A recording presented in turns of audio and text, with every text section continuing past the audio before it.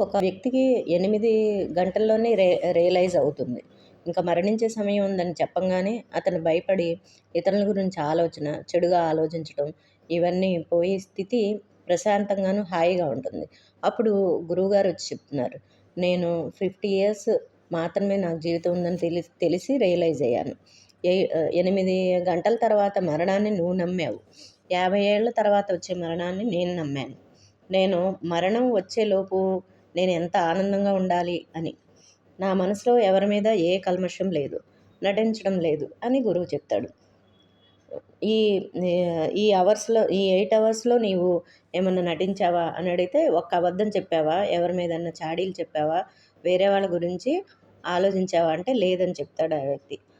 నువ్వు ఎవరి గురించి చెడుగా ఆలోచించలేవు. ఆలోచించినా మంచిగా ఆలోచిస్తావు అని అన్నాడు గురువు. హఠాత్తుగా లేచి కూర్చున్నాడు. గురువు కాళ్ళు పట్టుకున్నాడు. ఇది అబద్ధమా అని అడుగుతాడు. ఇది అబద్ధము కాదు, నిజము కాదు. రకరకాల సంశయాలతో ఉన్న నిన్ను ఎలాగా మేల్కొల్పాలో తెలీదు. అందుకే ఇలా చెప్పవలసి వచ్చిందని చెప్తాడు. మన జీవితాల్లో కూడా కొన్ని సందర్భాల్లో కొన్ని సంఘటనలు జరుగుతాయి. వాటిని గుర్తించాలి. అక్కడి నుంచి స్టాండ్ తీసుకోవాలి. ఏదేమైనా సరే వేరే వాళ్ళ గురించి ఆలోచించడం, చాడీలు చెప్పుకోవడం, గాసిప్ చెప్పుకోవడం, పరిచింతన చేయటం, ఈ చర్చలన్నీ ఆపివేస్తారు. చర్చలు నీకు సంబంధం లేని విషయాల గురించి ఆలోచించడం, నీకేమాత్రం తెలియని విషయాల గురించి తెలుసని చెప్పడం, ఇవన్నీ పోతాయి. అది ఒకరోజు వస్తుంది. అది నీ చావు గురించి నువ్వు తెలుసుకున్నప్పుడు, అది ఆనందంగా ఉన్నప్పుడు కాదు.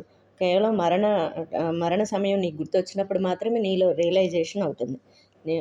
ఎంత నీకు పాత్రత ఉందో దాన్ని అనుభవించడం తెలుసుకుంటావు. అప్పుడు జీవితం ఆనందంగా, హాయిగా, ప్రశాంతంగా, అకారణంగా ఉంటుంది.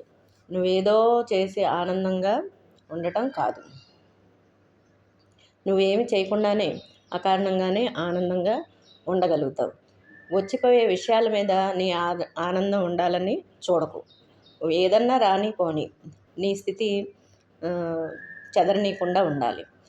ఏదొచ్చినా పోయినా నువ్వు చక్కని భోజనం చేస్తూనే ఉండాలి. ఏదన్నా రాని పోని మంచిగా నిద్ర రావాలి.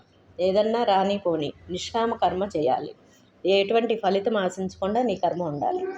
ఎవరన్నా ఉండపోని, ఎవరు ఉన్నా లేకపోయినా నీ స్థితి నీవులా ఉండిపోవాలి. జీవితంలో అప్పుడు అద్భుతం జరుగుతుంది. నీ చీకటి గదిలోనే వెలుతురు పడుతుంది. నువ్వు ఉన్న చాటే వెలుతురు ఉంటుంది. నువ్వు ఉన్న చాటకే ప్రతి ఒక్కళ్ళు వస్తారు. నువ్వు పిలవాల్సిన అవసరం లేదు.